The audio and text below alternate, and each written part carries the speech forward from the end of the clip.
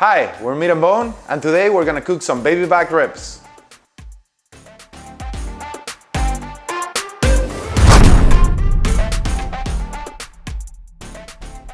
Baby back ribs are a staple of the barbecue. However, you do not need a grill or smoker to make some killer ribs.